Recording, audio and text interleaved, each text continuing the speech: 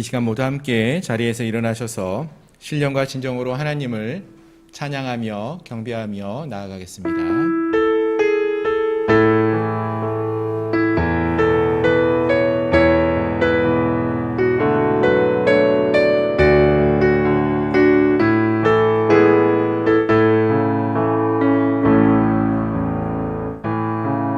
하늘의 문을 여소서, 이곳을 주목하소서.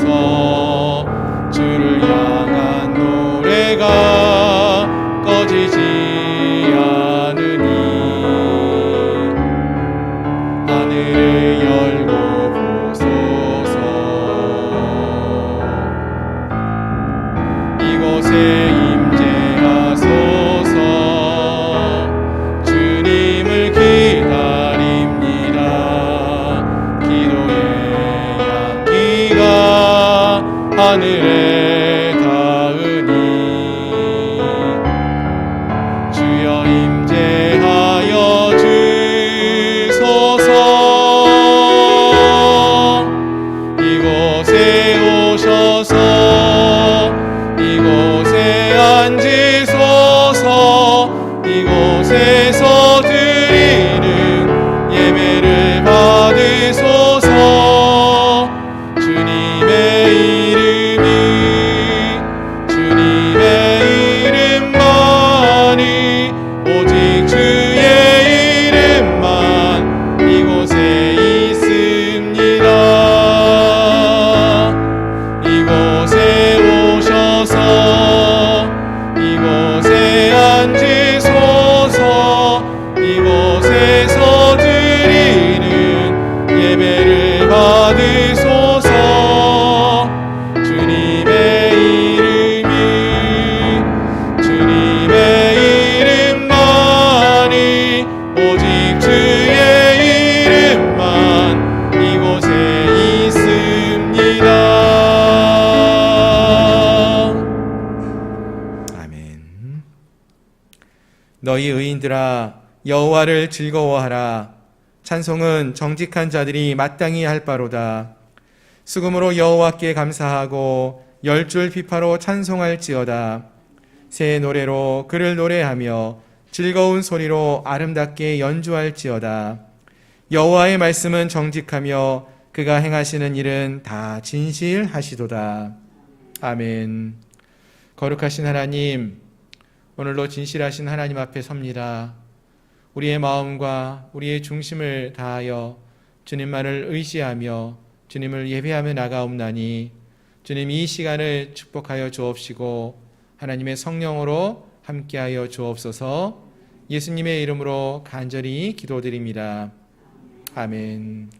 나는 전능하신 아버지 하나님 천지의 창조주를 믿습니다. 나는 그의 유일하신 아들 우리 주 예수 그리스도를 믿습니다. 그는 성령으로 잉태되어 동정녀 마리아에게서 나시고 본디오 빌라도에게 고난을 받아 십자가에 못 박혀 죽으시고 장사된 지 사흘 만에 죽은 자 가운데서 다시 살아나셨으며 하늘에 오르시어 전능하신 아버지 하나님 우편에 앉아 계시다가 거기로부터 살아있는 자와 죽은 자를 심판하러 오십니다. 나는 성령을 믿으며 거룩한 공교회와 성도의 교제와 죄를 용서받는 것과 몸의 부활과 영생을 믿습니다. 아멘. 자리에 앉으셔서 찬송가 405장 찬양하시겠습니다.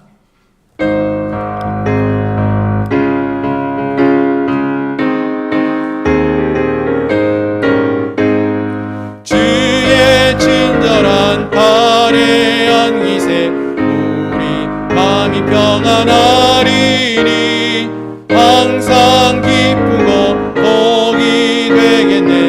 영원하신 발에 안기세 주의 발에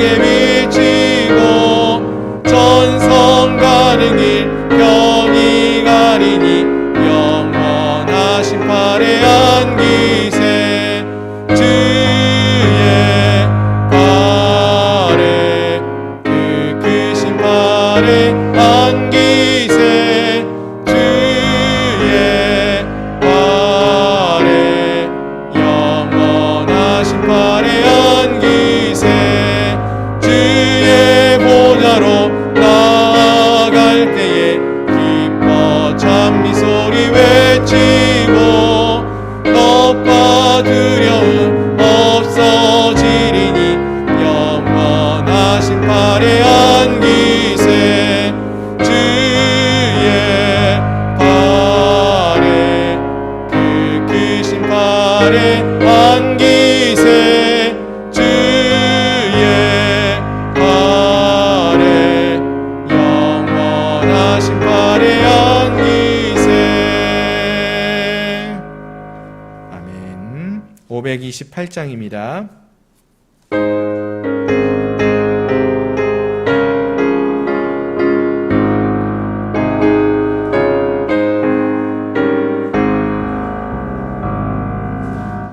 예수가 우리를 부르는 소리 금성 부드러워 문 앞에 나와서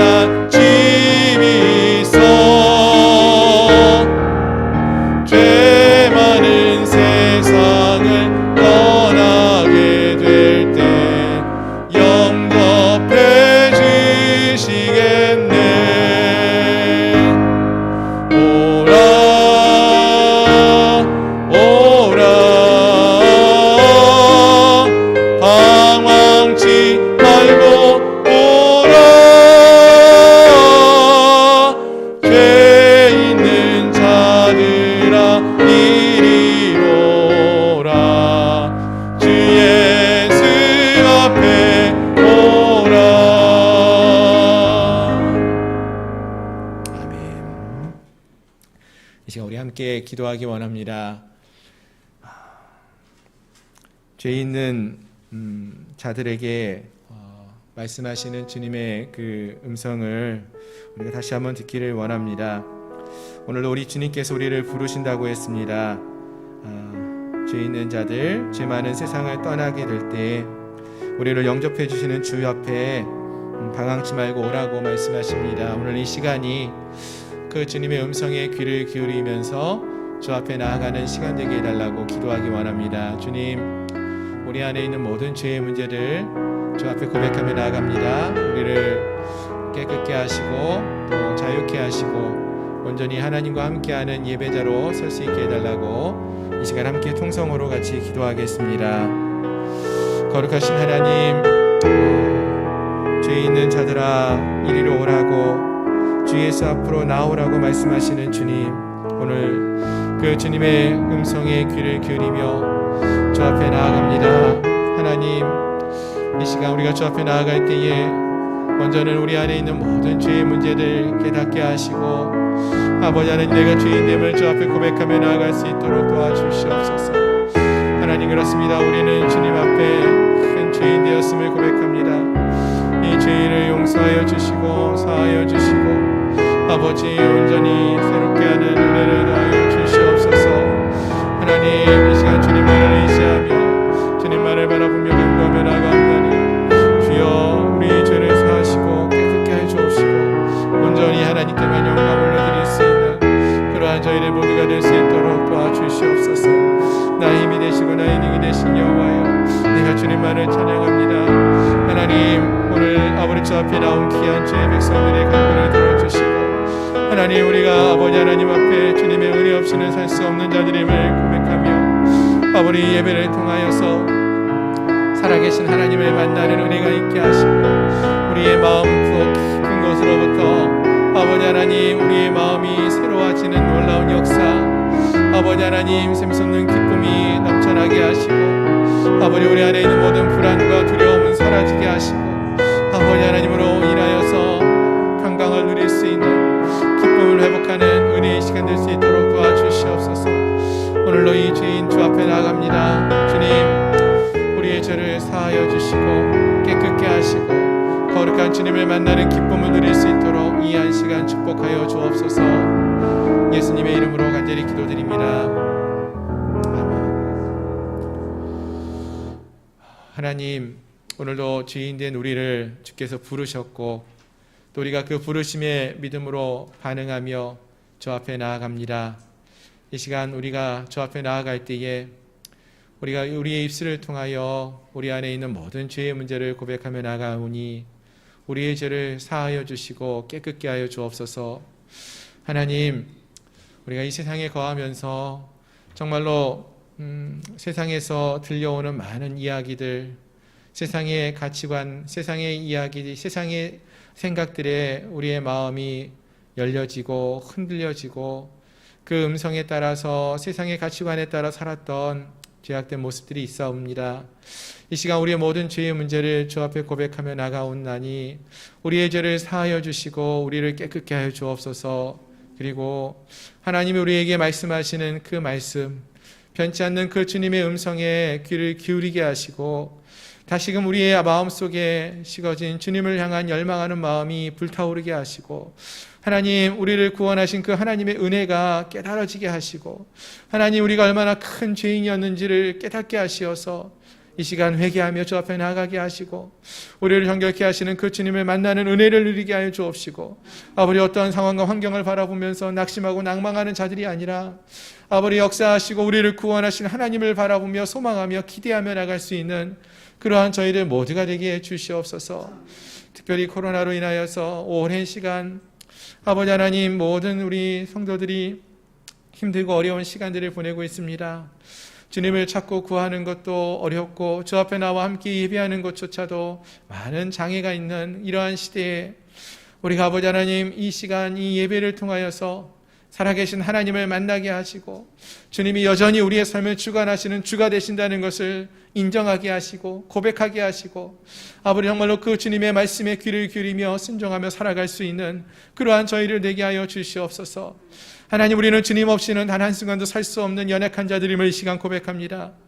우리가 아버지 주님 없이는 우리의 육신도 연약하고 우리의 마음과 우리의 생각도 넘어질 수밖에 없는 연약한 자들임을 이 시간 고백하옵나니 주여 우리를 붙들어 주시옵시고 우리의 주가 되어 주시어서 우리를 돌봐 주시옵시고 책임져 주시옵소서. 사랑하는 우리 성도들을 위해 기도합니다. 이 험한 세상을 살아가는 동안에 내 힘과 내 능력만을 의지하며 살아가는 자들이 되지 않게 하여 주옵시고 더 하나님을 찾고 구할 수 있는 저희를 되게 해 주시옵소서. 우리가 얼마나 연약한 자들인지를 깨달아 알게 하시고 주의 은혜 없이는 살아갈 수 없는 그러한 사람들임을 아버지 깨닫게 하시며 아버지 주 앞에 회개하며 돌이킬 수 있는 저희를 되게 하시고 하나님의 은혜를 구하며 하나님의 은혜를 맛보며 살아갈 수 있도록 주님 축복하여 주시옵소서. 어느덧 2021년도도 9월의 중순에 접어듭니다. 아버지 또 한 해를 보내면서 아버지 결실 없는 열매 없는 아버지 믿음의 성숙이 없는 아버지 그냥 그런 하루의 한 해를 보내어가는 것이 아니라 아버지 이제는 거룩한 주님을 더 닮아가고 그 주님을 만나고 그 주님의 말씀에 우리가 귀를 기울이며 주님께 온전히 순종하는 믿음의 삶을 살아갈 수 있도록 도와주시옵소서. 세상을 두려워하기보다 하나님을 두려워하게 하시고 세상의 소리에 우리 귀를 기울이는 자들이 되기보다 하나님이 우리에게 말씀하시는 말씀에 귀를 기울일 수 있는 믿음의 삶을 살아갈 수 있도록 저희를 축복하여 주시옵소서. 오늘도 거룩한 주님 앞에 섭니다. 하나님의 아버지 귀한 은혜가 아버지 하나님 우리 사랑하는 성도들 모두에게 임하게 하여 주옵시고 주님이 주시는 귀한 말씀에 귀를 기울이게 하시고 하나님 은혜를 부으실 때에 또 성령으로 충만케 허락하실 때에 하나님 우리가 그 놀라운 은혜와 사랑을 충만케 경험할 수 있도록 이 예배의 시간을 축복하여 주시옵소서. 예수 그리스도의 이름으로 감사하며 간절히 기도드리옵나이다. 아멘.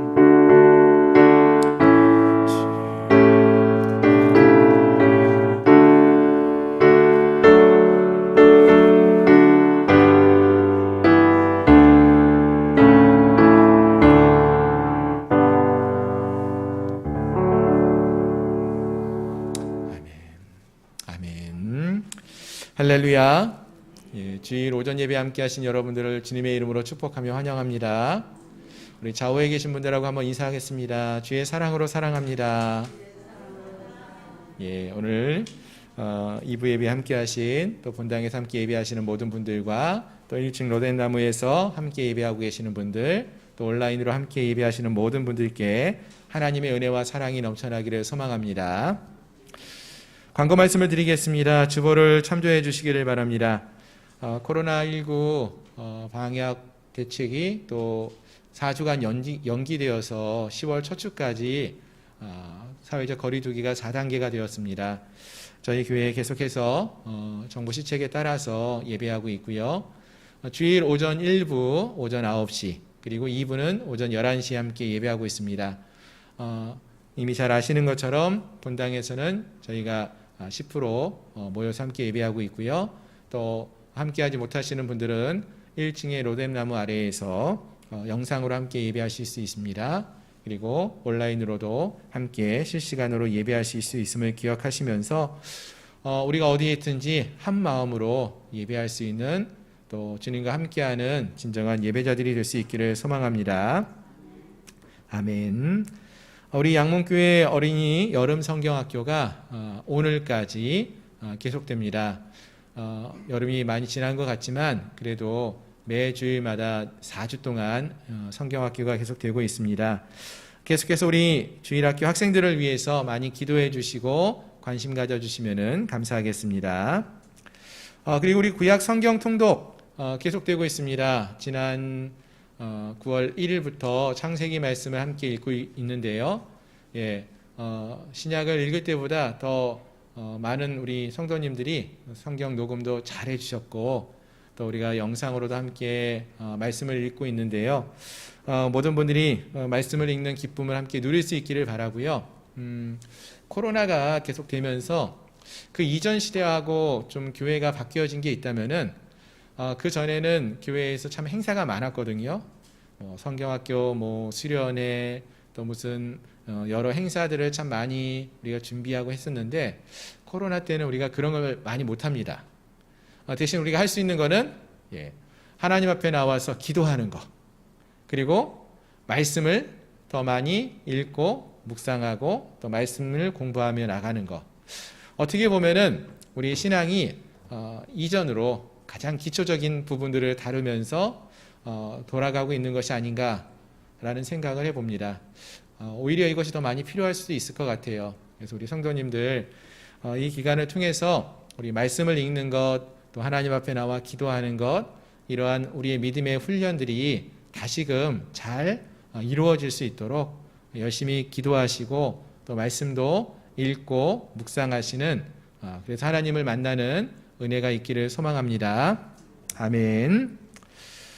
제44회 대한예수교 장로회 백석총회가 내일 9월 13일 날 천안 백석대학교회에서 열립니다. 우리 교단과 총회를 위해서도 기억해 주시고 많이 기도해 주시면 감사하겠습니다. 저도 내일 총회에 참석합니다. 많이 기도해 주시면 감사하겠습니다. 다음 주일은 우리 민속의 고유 명절 추석입니다. 코로나 때문에 추석이고 또 구정 이런 명절 기간 동안에 시골을 방문하지 못했던 기억이 많은데 올해 추석도 크게 다르지는 않겠지만 그래도 또 오랜만에 친지들을 방문하시는 분들이 계실 텐데요. 무사히 잘 안전하게 다녀오는 길이 될 수 있도록 기도해 주시고 또 코로나가 속히 잠잠해질 수 있도록 회복될 수 있도록 기도해 주시면 감사하겠습니다. 아멘. 다른 광고는 주보를 참조해 주시기를 바라고요. 한 주간 동안에 우리가 암송하기 원하는 말씀 요한복음 15장 16절 말씀입니다. 우리 화면을 보시면서 함께 읽도록 하겠습니다. 너희가 나를 택한 것이 아니요 내가 너희를 택하여 세웠나니 이는 너희로 가서 열매를 맺게 하고 또 너희 열매가 항상 있게 하여 내 이름으로 아버지께 무엇을 구하든지 다 받게 하려 함이라. 요한복음 15장 16절 말씀. 아멘. 주님 안에 거하면서 주님께 무엇을 구하든지 또 하나님께서 다 응답해 주실 줄로 믿습니다. 우리 하나님의 뜻에 따라서 바른 것을 구하고 또 얻는 믿음으로 살아가는 한 주간이 될 수 있기를 소망합니다. 아멘. 자, 이제 오늘 우리에게 주시는 하나님 말씀 함께 보겠습니다. 하나님 말씀은 구약성경 사사기 20장 17절부터 35절까지 말씀입니다.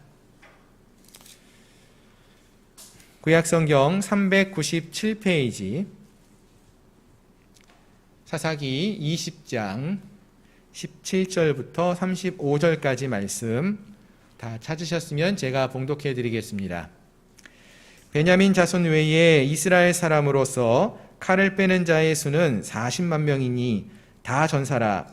이스라엘 자손이 일어나 베델에 올라가서 하나님께 여쭈어 이르되 우리 중에 누가 먼저 올라가서 베냐민 자손과 싸우리이까 하니 여호와께서 말씀하시되 유다가 먼저 갈지니라 하시니라. 이스라엘 자손이 아침에 일어나 기브아를 대하여 진을 치니라. 이스라엘 사람이 나가 베냐민과 싸우려고 전열을 갖추고 기브아에서 그들과 싸우고자 하매 베냐민 자손이 기브아에서 나와서 당일에 이스라엘 사람 2만 2천 명을 땅에 엎드려뜨렸으나 이스라엘 사람들이 스스로 용기를 내어 첫날 전열을 갖추었던 곳에 다시 전열을 갖추느니라. 이스라엘 자손이 올라가 여호와 앞에서 저물도록 울며 여호와께 여쭈어 이르되 내가 다시 나아가서 내 형제 베냐민 자손과 싸우리이까 하니 여호와께서 말씀하시되 올라가서 치라 하시니라. 그 이튿날에 이스라엘 자손이 베냐민 자손을 치러 나아가매 베냐민도 그 이튿날에 기브아에서 그들을 치러 나와서 다시 이스라엘 자손은 18,000명을 땅에 엎드려뜨렸으니 다 칼을 빼는 자였더라. 이에 온 이스라엘 자손 모든 백성이 올라가 베델에 이르러 울며 거기서 여호와 앞에 앉아서 그날이 저물도록 금식하고 번제와 화목제를 여호와 앞에 드리고 이스라엘 자손이 여호와께 물으니라. 그때에는 하나님의 언약궤가 거기 있고 아론의 손자인 엘르아살의 아들 비느하스가 그 앞에 모시고 섰더라. 이스라엘 자손들이 여쭈기를 우리가 다시 나아가 내 형제 베냐민 자손과 싸우리이까 말리이까 하니 여호와께서 이르시되 올라가라. 내일은 내가 그를 내 손에 넘겨주리라 하시는지라. 이스라엘이 기브아 주위에 군사를 매복하니라. 이스라엘 자손이 셋째 날에 베냐민 자손을 치러 올라가서 전과 같이 기브아에 맞서 전열을 갖추매 베냐민 자손이 나와서 백성을 맞더니 꾀임에 빠져 성읍을 떠났더라. 그들이 큰 길 곧 한쪽은 베델로 올라가는 길이요 한쪽은 기브아에 들러 가는 길에서 백성을 쳐서 전과 같이 이스라엘 사람 30명가량을 죽이기 시작하며 베냐민 자손이 스스로 이르기를 이들이 처음과 같이 우리 앞에서 패한다 하나 이스라엘 자손은 이르기를 우리가 도망하여 그들을 성읍에서 큰 길로 꿰어내자 하고 이스라엘 사람이 모두 그들의 처소에서 일어나서 바알다말에서 전열을 갖추었고 이스라엘의 복병은 그 장소 곧 기브아 초장에서 쏟아져 나왔더라. 온 이스라엘 사람 중에서 택한 사람 10,000명이 기브아에 이르러 치매 싸움이 치열하나 베냐민 사람은 화가 자기에게 미친 줄을 알지 못하였더라. 여호와께서 이스라엘 앞에서 베냐민을 치심에 당일에 이스라엘 자손이 베냐민 사람 25,100명을 죽였으니 다 칼을 빼는 자였더라. 아멘. 아멘. 다시 한번 기도하겠습니다. 하나님, 이 시간 하나님 말씀을 들고 단위에 섭니다. 종의 입술을 주장하시어서 살아계신 하나님의 말씀만을 증거하게 하시고 또 말씀을 듣는 우리 모든 성도들의 그 영의 귀를 열어주시고 또 마음의 문을 열어주시어서 하나님의 말씀을 들을 때에 믿음으로 듣게 하시고 또 그 말씀을 한 귀로 듣고 한 귀로 흘려 듣는 그러한 자들이 아니라 마음의 심김으로써 그 말씀이 우리의 삶에 변화를 이끌어낼 수 있는 은혜의 시간 될 수 있도록 도와주시옵소서. 예수님의 이름으로 간절히 기도드립니다. 아멘. 아멘. 할렐루야. 주님의 이름으로 여러분을 축복합니다. 우문현답이라는 이야기가 있죠. 그 뜻은 어리석은 질문에 대한 현명한 대답입니다. 이러한 뜻입니다. 근데 우리가 우리나라에서 보면은 이러한 이야기를 자주 듣다가 보니까 우문, 어리석은 질문 하면은 안 된다. 이러한 생각이 좀 많아졌어요. 그래서 어떠한 결과가 주어지는가 보면은 한국 사람은 어디에 가서 질문을 아예 안 해요. 왜 그렇습니까? 괜히 어리석은 질문을 했다가 사람들한테 오히려 핀찬을 듣거나 손가락질 당할 수 있다 이런 생각이 많아가지고 아예 질문을 하지 않는 그러한 모습이 있습니다.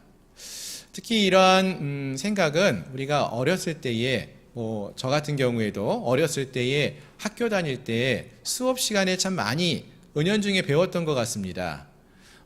우리 어렸을 때 수업을 좀 되돌아보면은 수업 시간은요, 누구만 이야기하는 시간이었습니까?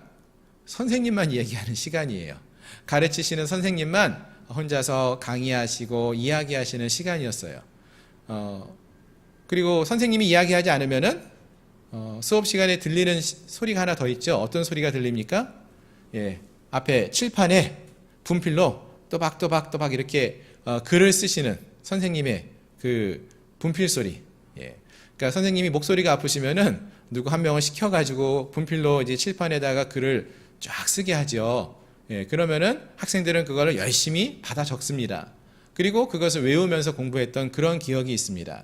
그래서 수업 시간은 언제나 조용한 시간이에요. 선생님 소리나 분필 소리 외에 다른 학생의 소리가 들리면은 이건 뭐예요? 선생님이 늘 그러죠. 수업 시간에 누구야? 조용해. 수업 시간은 늘 조용히 해야 하는, 아무도 질문할 수 없는 그러한 시간이 우리의 수업 시간이었던 것으로 기억을 합니다.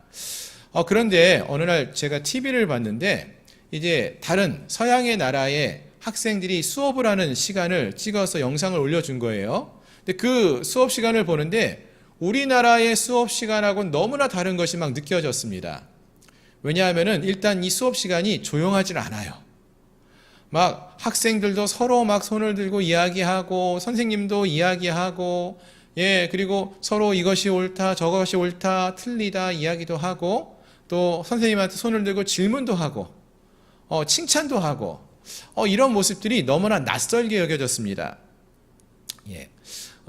이런 걸 보면서 야 이거 우리나라하고 수업에 하는 모습이 참 다르구나 하는 생각이 들었습니다. 요즘은 우리나라도 좀 많이 바뀌어져 가지고요.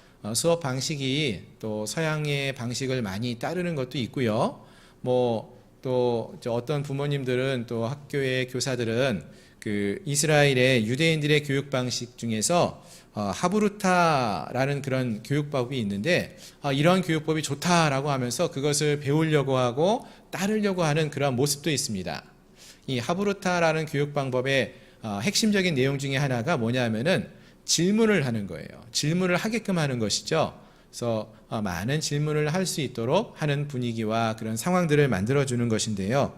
어쨌든 제 생각에도 이전에 우리의 방식보다는 학생들이 자유롭게 질문하고 또 수업 시간이 활발하게 움직이는 그러한 교육법이 참 장점이 많은 좋은 방법 중에 하나이다 라는 생각을 해봅니다. 자, 하지만 또한 우리가 잊지 말아야 할 것은 이러한 서양의 방식, 교육 방식 또는 유대인들의 교육 방식만이 무조건 옳고 좋은 것만은 아니라는 사실도 우리가 기억해야 할 것입니다.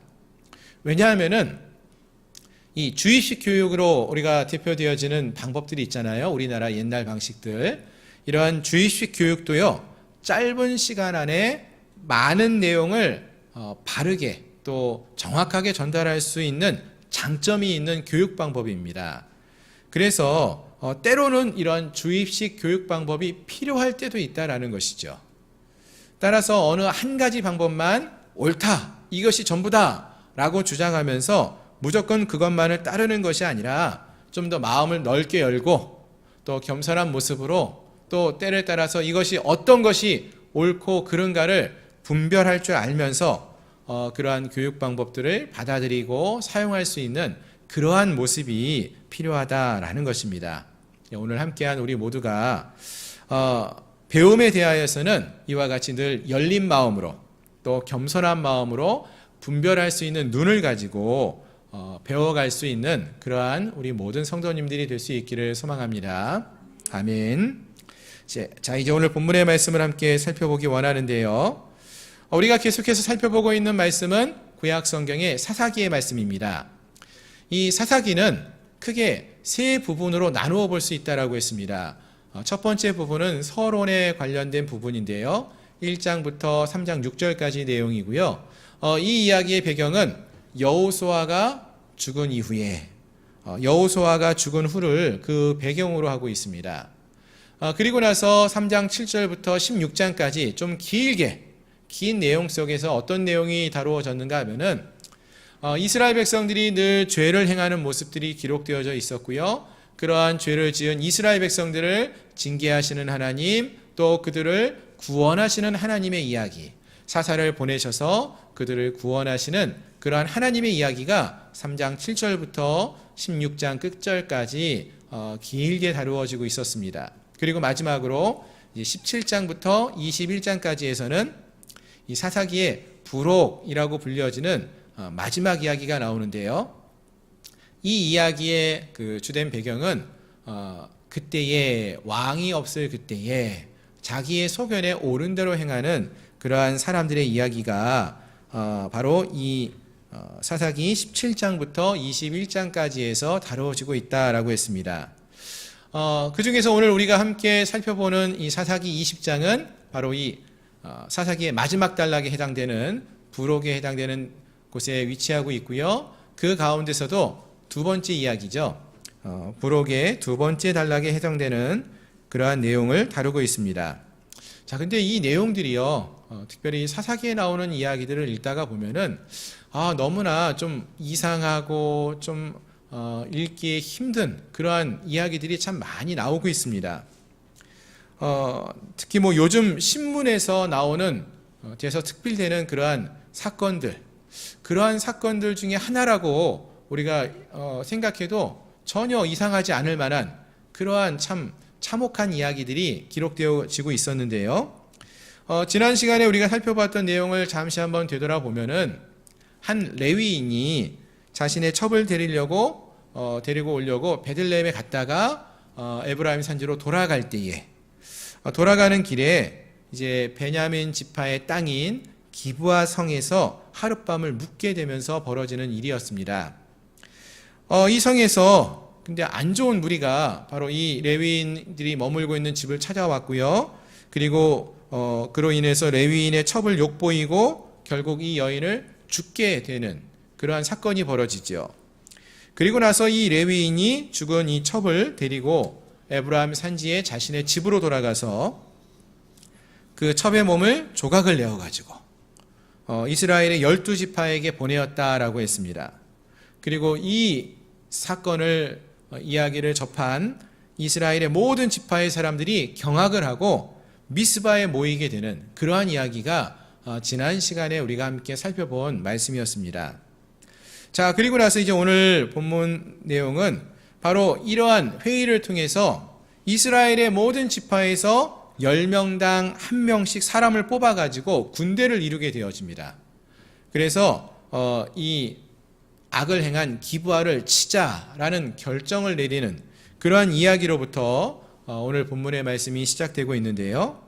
자, 이렇게 돼서 40만 명이나 되는 군대가 모이게 돼요. 그리고 이제 기브아를 치려고 하는데 이때에 이스라엘 12지파 중에서 한 지파가 우리는 거기에 반대한다 라고 말하고 나타나는 지파가 있었습니다. 어느 지파였을까요? 베냐민 지파라고 했습니다. 베냐민 지파. 왜냐하면은 이 기브아라는 도시가 베냐민 지파에 속한 땅에 있는 도시예요. 그러니까 베냐민 지파 사람들이에요. 자기 지파 사람들을 다 진멸하겠다라고 하니까 물론 이 기브아 사람들이 잘못 행한 거는 알기는 알았을 텐데도 그래도 이들을 다 진멸할 수는 없다라는 것이 베냐민 지파 사람들의 생각이었습니다. 그래서 이제 40만 명 되는 이스라엘 군대와 2만 6천여 명이 되는 베냐민 지파 안에 있는 군대, 이 군대가 서로 전쟁을 싸우게 되는 그러한 상황이 벌어진 것입니다.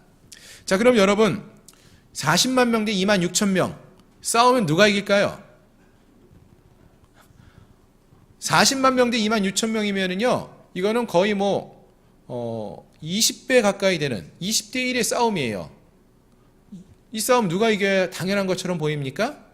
당연히 40만 명이 나가 싸워야 이기는 것이 당연한 것처럼 보인다는 것이죠. 그런데 결과가 예상 밖이었다는 것입니다. 이스라엘의 12지파, 그 베냐민 지파를 빼고 11지파가 모여서 싸우러 나왔는데 이 베냐민 지파와 싸워서 졌다고 했어요. 성경을 보니까. 그것도 한 번이 아니라 두 번에 걸친 싸움에서 이스라엘 자손들이 군사들이 2만 2천 명, 1만 8천 명, 그러니까 거의 4만 명이 다 죽었어요. 10분의 1이 군사가 죽은 거예요.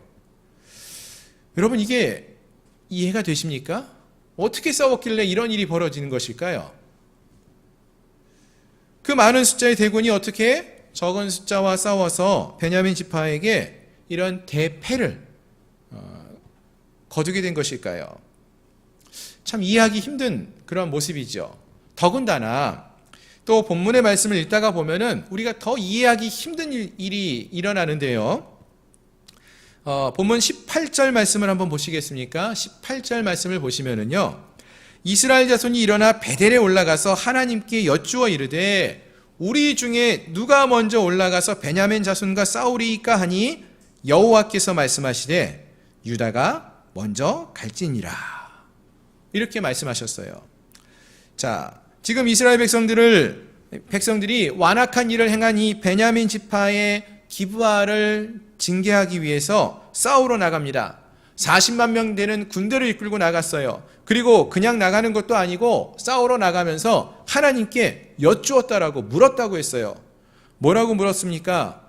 우리 중에 누가 먼저 올라가서 베냐민 자손과 싸우리까? 이렇게 물었어요. 그리고 하나님께서는 유다가 먼저 올라가라, 유다 지파가 먼저 올라가라 이렇게 말씀도 하셨어요. 하나님 말씀도 들은 것이고 그리고 나가서 싸웠는데 아니 40만 명이 하나님 말씀을 듣고 나가서 싸웠는데 결과가 큰 패배였다라는 것입니다. 참혹한 패배였어요. 여러분 지금 이 이스라엘 백성들의 마음을 좀 이해하실 수 있겠습니까? 아마 이때 이스라엘 백성들은요 하나님을 향해서 어떤 마음을 가졌을까요? 원망하는 마음이 들지 않았을까 생각을 해봅니다.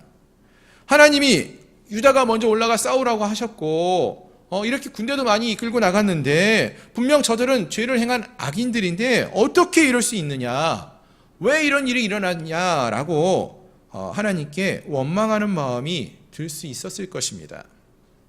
어떻습니까 여러분? 여러분도 이 이스라엘 백성들의 마음이 이해가 되지 않습니까?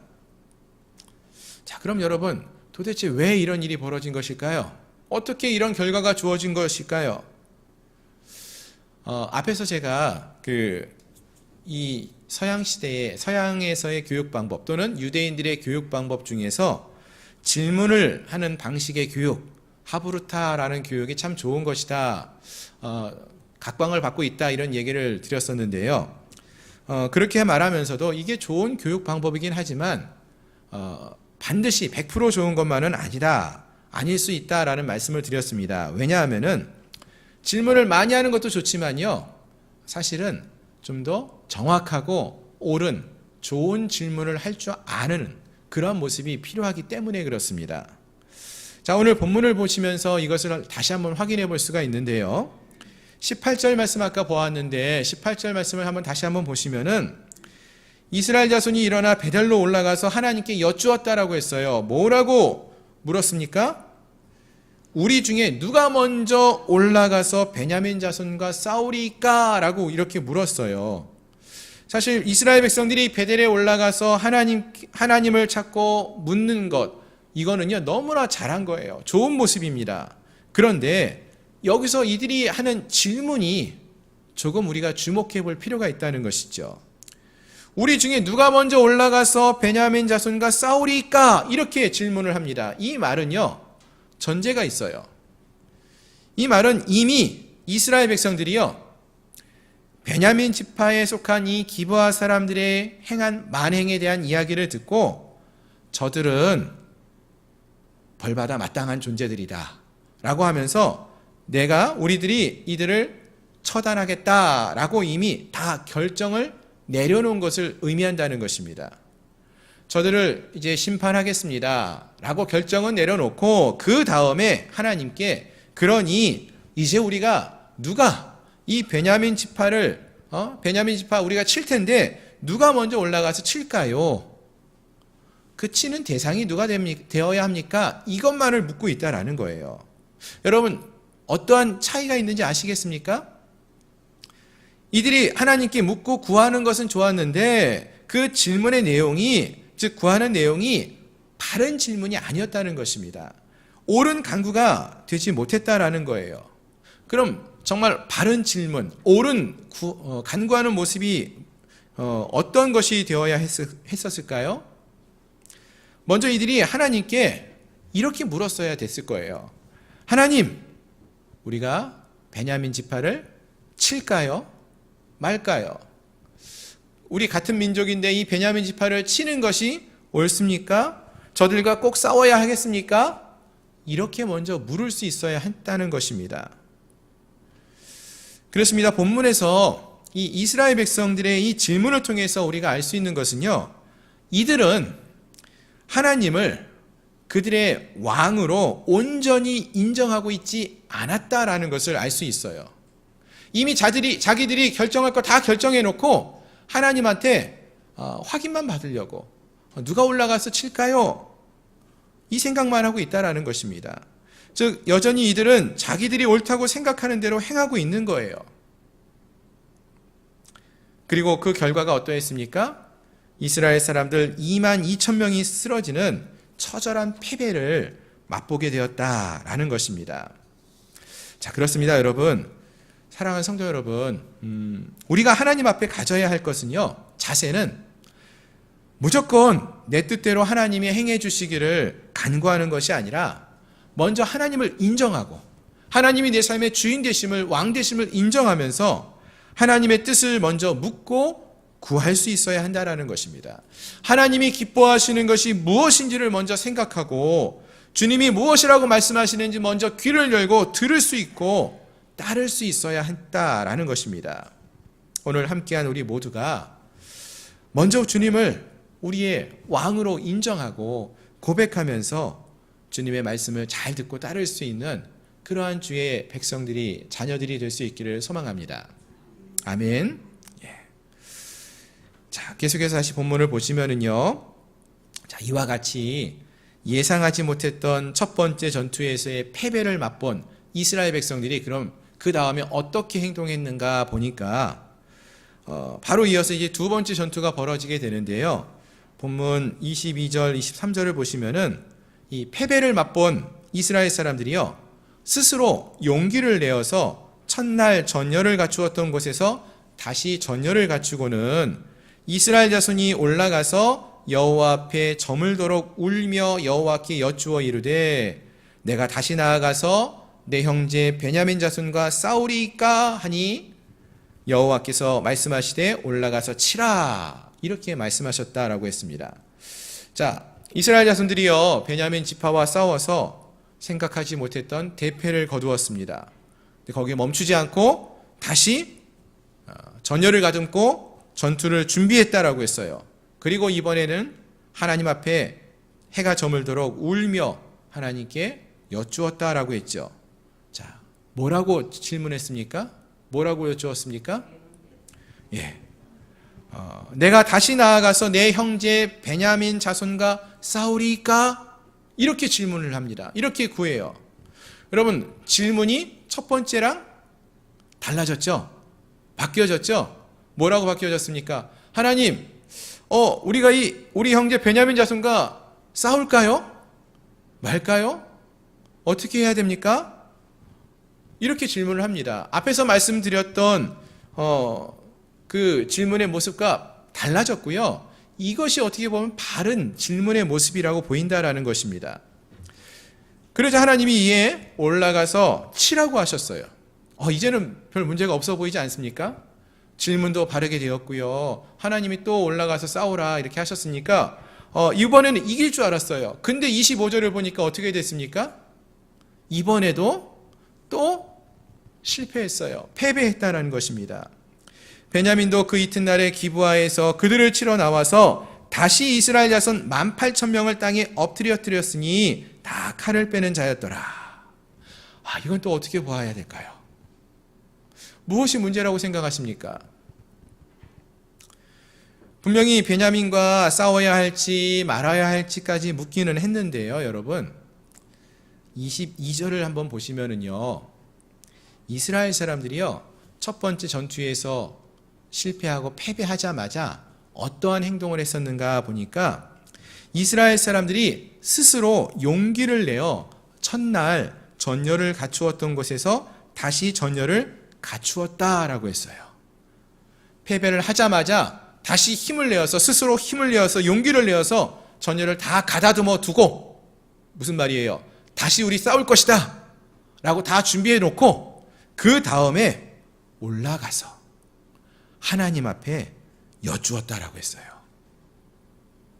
자, 여러분 이게 중요한데요. 언뜻 보면은요, 지금 이스라엘 백성들이 한번 패배를 맛보고 나서는 하나님 앞에 나아가서 울며 회개하고 있는 것처럼 보여요. 그리고 이제는 하나님의 뜻대로 하겠습니다. 하나님, 우리가 싸울까요 말까요? 이렇게 묻고 있는데 사실은 정말 이들이 진정한 회개를 했다라면은, 뉘우침이 있었다면은 먼저 하나님 앞에 올라와서 울고 회개하고 하나님의 뜻을 구하고 고백하면서 나가고 그 다음에 하나님이 싸워라, 올라가라 이렇게 말씀하시면은 전열을 가다듬고 싸울 준비를 해서 싸워야 이게 바른 모습이라는 거예요.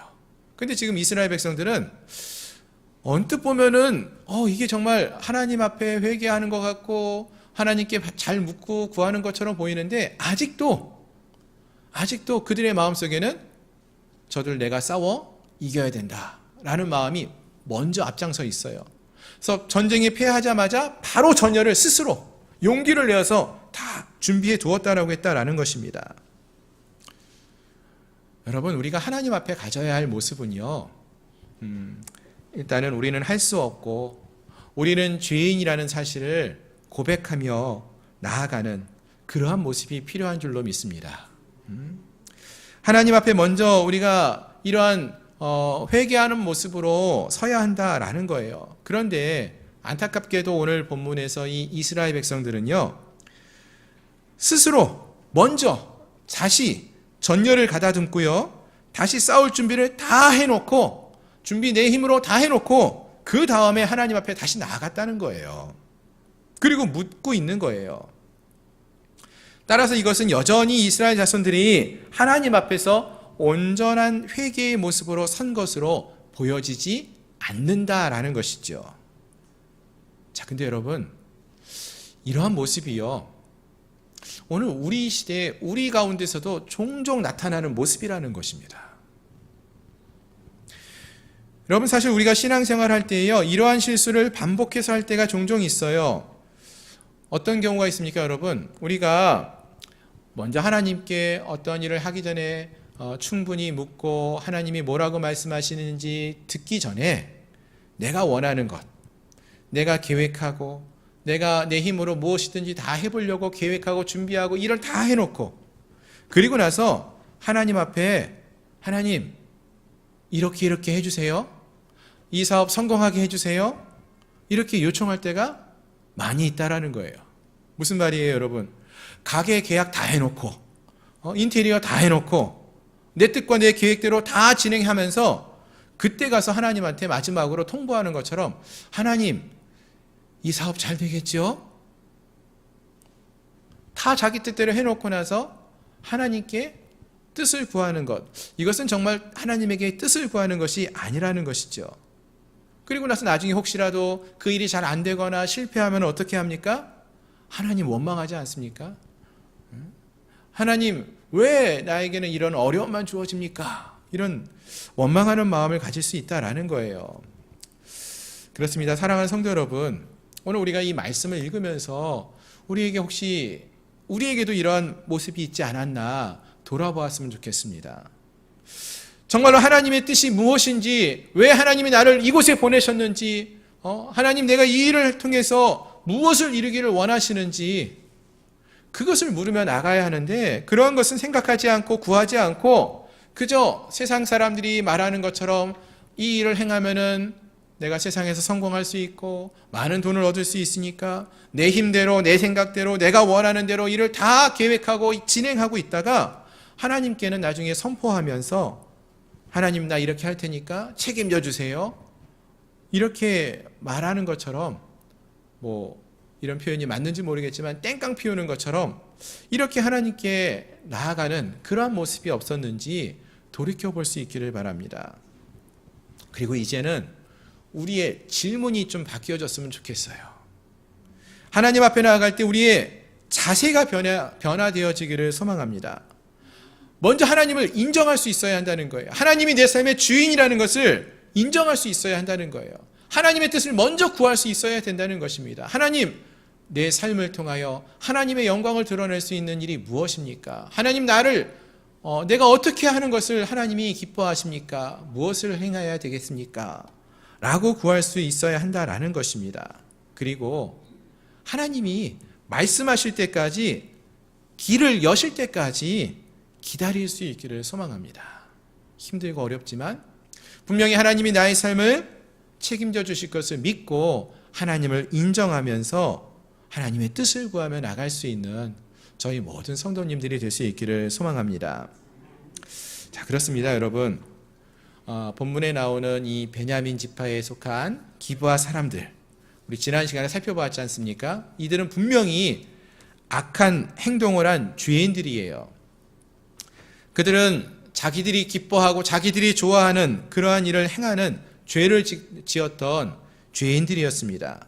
하지만 또한 우리가 잊지 말아야 할 것은요, 그와 똑같이 이 이스라엘 백성들, 나머지 모든 이스라엘 백성들도요, 하나님의 뜻을 먼저 구하지 않고 그들의 생각대로, 옳은 대로, 그들이 생각했을 때 옳은 대로 행동하고 판단하고 행하는 그러한 자들이었다는 것입니다.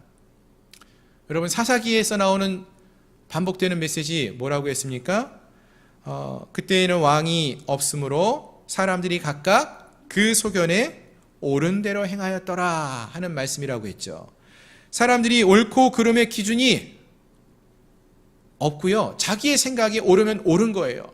내 생각에 판단했을 때 이것은 나쁘면 나쁜 것이다 이렇게 생각한다는 것입니다.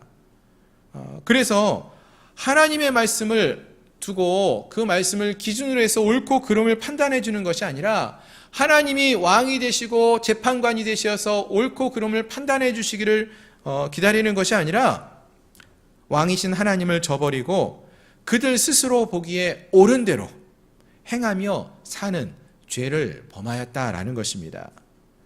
그래서 본문에 나오는 이 베냐민 지파의 기브아의 사람들, 그 성 사람들이 분명 악한 일을 행함으로써 하나님께 큰 죄를 지은 그러한 백성들이 틀림없지만 또 동시에 잊지 말아야 할 것이 다른 이스라엘 지파 백성들 역시 그들과 비교해 봤을 때 전혀 나은 것이 없는 죄인이라는 사실이었다는 것입니다. 그들도 자기 생각이 옳은 대로 판단하고 미워하고 죄를 행하는 자들이었다는 거예요. 이들에게 필요한 것은요, 남을 판단하고 남을 미워하고 남의 잘못을 징계하러 나가기보다 먼저 자기의 자신의 삶을 돌이켜보면서 자기의 죄를 돌아보고 회개하는 모습이 먼저 필요했다라는 것입니다. 아멘. 우리에게도 그런 모습이 필요한 거예요. 자, 한번 그럼 본문을 한번 볼까요? 26절 이하를 보시기 바랍니다. 사사기 20장 26절 이하를 보면은 이제 이에 두 번째 전쟁에서 패한 이후에 이에 온 이스라엘 자손 모든 백성이 올라가 베델에 이르러 울며 거기서 여호와 앞에 앉아서 그날이 저물도록 금식하고 번제와 화목제를 여호와 앞에 드리고 이스라엘 자손이 여호와께 물으니라. 아멘. 그때 하나님의 언약궤가 그곳에 있었다라는 말씀도 함께 있는데요. 자, 두 번에 걸친 전쟁에서의 패배를 맛본 이후에 이스라엘 백성들이 한 게 무엇입니까? 더 이상 전열을 가다듬고 싸울 준비를 했다는 이야기가 없어요. 이에 이 두 번의 실패를 맛본 이후에 이스라엘 백성들은 하나님의 언약궤가 있는 장소 베델에 올라갔어요. 하나님 앞에 섰어요. 그리고 하나님께 부르짖었다라고 했습니다. 특히 여기서 부르짖을 때 금식을 하며 부르짖었다라고 했어요. 먹는 것도 내려놓고 포기하고 하나님만을 바라보았다라는 것입니다. 간절히 부르짖었다는 거예요. 그리고 하나님께 번제와 화목제를 드렸다고 했습니다. 자신의 모든 것들을 드리는 그 번제의 제사와 또 하나님과의 관계가 흐트러졌음을 고백하며 회복하는 것을 목적으로 하는 화목제를 드렸다라는 것입니다. 그렇습니다. 이들은 쓰디쓴 실패를 맛본 이후에야 하나님 앞에 나아가서 그들의 잘못이 무엇인지를 되돌아보고 하나님과의 관계를 회복하기 위해서 예배를 드리는 그러한 모습을 볼 수 있다라는 것입니다. 그리고 나서 하나님께 뜻을 구하는 것이죠. 하나님, 어찌하면 좋겠습니까? 라고 물었다라는 것입니다. 중요한 것은 먼저 하나님과의 관계를 회복하는 것이 필요하다는 거예요. 내가 죄인이라는 것을 먼저 하나님 앞에 고백하며 나아가는 것이 필요하다는 것입니다. 그리고 나서 하나님의 뜻을 구하며 나갈 수 있어야 한다라는 것입니다. 그러자 이제서야 하나님께서는 그들에게 다시 대답을 해주시죠. 이제 이 전쟁에서 하나님이 함께 하시겠다라고, 이 전쟁에서 승리를 약속해 주신다라고 말씀하셨다라는 것입니다. 그렇습니다. 우리가 인생을 살아가면서 여러 가지 일을 겪어요. 이 이스라엘 지파, 이스라엘에 온 백성들과 베냐민과 싸우는 전투와 같은 영적인 전투, 여러 가지 문제를 만날 때가 있습니다. 그러한 곳에서 우리가 승리하기 위해서 우리에게 필요한 것이 있다면은 먼저 우리의 죄악됨을 돌이켜보고 하나님 앞에 회개하며 나가는 모습, 그리고 하나님과 우리와의 관계를 회복하는 그러한 모습이 필요하다라는 것입니다. 하나님을 우리의 왕으로 인정하며 그분께 바른 질문을 드리며 바른 뜻을 구하며 간구하며 나갈 수 있는 그러한 우리 모두가 될 수 있기를 주님의 이름으로 축원합니다. 말씀을 정리하겠습니다. 이스라엘 백성들은요, 그들 스스로가 베냐민 지파 사람들의 행하는 모습들을 보고 듣고 판단을 내렸어요. 그들은 죄인이다, 우리가 징계할 것이다, 이렇게 판단을 내렸어요. 스스로가 하나님의 자리에, 판단하는 자리에, 왕으로서의 자리에 스스로가 있었고요. 그리고 그들이 이 일을 행하려고 했다라는 것입니다. 그러나 기억해야 할 것은 이 이스라엘 지파 사람들, 이스라엘 모든 백성들조차도 죄인이었다라는 사실을 먼저 깨달을 필요가 있었다는 것이고요. 하나님이 그들의 왕이라는 것을 잊지 말았어야 했다라는 것입니다. 마찬가지입니다. 오늘 우리의 삶 속에서도 우리는 너무나 쉽게 다른 사람들을 판단하고요, 다른 사람들을 미워하고요, 다른 사람들의 잘못을 손가락질하고 정죄하는 것을 잘합니다. 하지만 먼저 우리에게 필요한 것은요, 우리가 그들과 비교해봐도 우리가 전혀 나은 것이 없는 죄인이라는 사실, 그 사실을 먼저 기억할 수 있어야 돼요. 그리고 하나님 앞에, 하나님, 내가 죄인이라는 사실을 고백합니다 라고 회개하며 나가는 그러한 모습이 있어야 한다라는 것입니다. 우리가 이것을 잊어버리면은요, 우리의 삶에 어떤 변화가 있을 수가 없어요. 우리의 삶 속에서 승리하는 기쁨을, 하나님의 구원의 기쁨을 제대로 맛볼 수가 없다라는 것입니다. 우리가 얼마나 큰 죄인이었는지 이것을 기억하고 회개하며 나갈 때에 그 죄로부터 또 하나님이 우리를 얼마나 큰 은혜로 구원해 주셨는지 우리가 깨닫게 되어지고요, 감사할 수 있게 된다라는 것입니다. 모든 것들에 대해서 하나님께 감사할 수 있는 마음이 생긴다는 것입니다. 사랑하는 성도 여러분, 지금 우리에게 진정으로 필요한 것이 무엇일까요? 우리에게 지금 필요한 것은요, 바로 하나님의 뜻을 바르게 알고 또 하나님의 뜻에 따라서 우리를 쳐서 복종시킬 수 있는 그러한 겸손한 모습들, 이스라엘 백성들이 베냐민 지파를 쳐서 승리할 수 있었을 때에 그들이 행했던 모습들, 금식하며 눈물로 하나님 앞에 엎드려 기도했던 것과 같이 하나님 앞에 우리의 죄를 고백하며 회개하며 나가고 하나님 앞에 완전한 헌신을 표하는 번제와 또 하나님과의 관계를 회복하는 화목제를 드리며 예배하며 나갔던 그들과 같이 우리도 하나님이 우리에게 분명히 허락하신 것 같은데 자꾸 인생의 어떤 실패를 맛보게 될 때마다 낙심하고 또 하나님 원망하는 것이 아니라 우리의 마음을 하나님 앞에 돌리며 회개하고 자복함으로 나아가고 하나님의 선하신 뜻이 무엇인지를 묻고 구하며 나아갈 수 있는, 우리의 죄를 깨닫게 해달라고, 우리를 죄에서 정결케 해달라고 하나님께 간구하며 나가는, 그리고 하나님과의 관계를 회복하며 나아갈 수 있는 그러한 우리 모두가 될 수 있기를 주님의 이름으로 소망합니다. 아멘. 그것이 우리의 삶 속에서 하나님이 주시는 은혜와 진정한 승리를 맛볼 수 있는 길이 됨을 믿습니다. 오늘 함께한 우리 모두가 이러한 하나님의 크신 은혜와 사랑을 맛볼 수 있는, 주님과의 관계를 회복하며 주님이 나의 삶의 진정한 주가 되심을 인정하며 고백하며 나갈 수 있는 그러한 주의 백성들이 될 수 있기를 소망합니다. 기도하겠습니다. 우리 말씀을 기억하면서 함께 기도했으면 좋겠습니다. 하나님, 우리가 먼저 하나님 앞에서 바른 믿음으로 설 수 있게 도와달라고 기도했으면 좋겠습니다. 내가 죄인됨을 먼저 깨닫는 은혜가 있게 하시고 또 남을 판단하며 남을 징계하는 자리에 서는 자가 아니라 하나님 앞에 내 자신의 죄를 고백하며 회개하는 자가 되게 하시고 또 하나님의 뜻이 무엇인지를 묻고 구하는, 하나님이 우리의 삶의 진정한 주가 되시고 왕이 되심을 인정하며 고백하며 살아가는 그러한 주의 자녀를 되게 해달라고 이 시간 함께 통성으로 기도하겠습니다. 거룩하신 하나님, 그렇습니다. 우리가 이 땅을 살아가면서 우리의 삶을 돌아봅니다. 지금까지 내 뜻과 내 욕심대로 행하고자 하고 일을 이루고자 하면서 하나님을 떠나서 세상의 방식대로 살아왔던 우리의 모습들을 돌이켜보게 하시고, 하나님, 이 시간 우리의 죄악된 모습 회개하며 나아갈 수 있도록 도와주시옵소서. 하나님, 주께서 우리에게 말씀하시는 것이 무엇인지를 먼저 잘 들을 수 있기를 소망합니다. 내 생각과 내 욕심대로 행하고자 하는 자들이 아니라 하나님의 말씀을 붙들고 말씀대로 순종하며 나갈 수 있는 저희를 내게 주시옵소서. 아버지, 내 욕심, 내 욕망 내려놓게 하시고 하나님 아버지, 하나님이 우리에게 말씀하시는 것에 귀를 기울여 듣고 나아가는 저희들 모두가 될 수 있도록 주님 은혜를 더하여 주옵소서. 예수님의 이름으로 간절히 기도드립니다. 하나님, 정말로 그렇습니다. 우리가 지금까지 살아오면서 우리의 삶의 모습 속에서 이스라엘 백성들처럼 내 뜻과 내 욕심대로 내가 원하는 대로의 삶을 살아가면서 하나님께서 그것을 인정해 주시기를, 내 뜻대로 움직여 주시기를 바라고 강청했던 그러한 때가 너무나 많았습니다.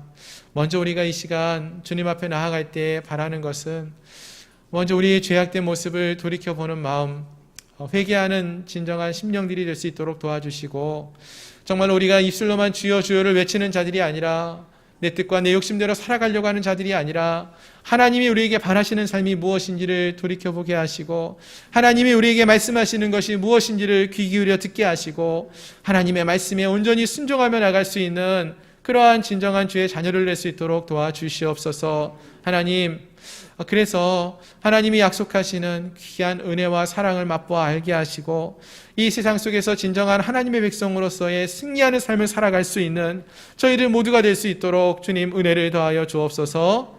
예수 그리스도의 이름으로 감사하며 간절히 기도드리옵나이다. 아멘. 이 시간 함께 찬양하시면서 준비하신 예물을 하나님께 봉헌하시겠습니다.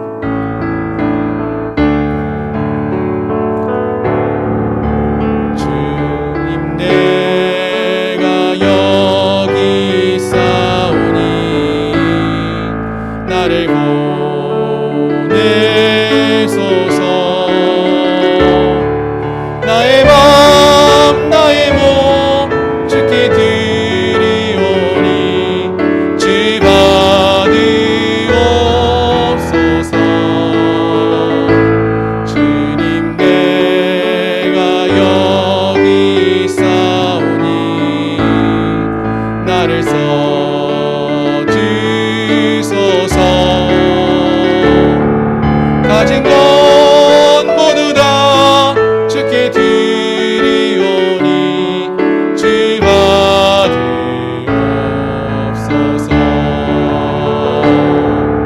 할렐루야 할렐루야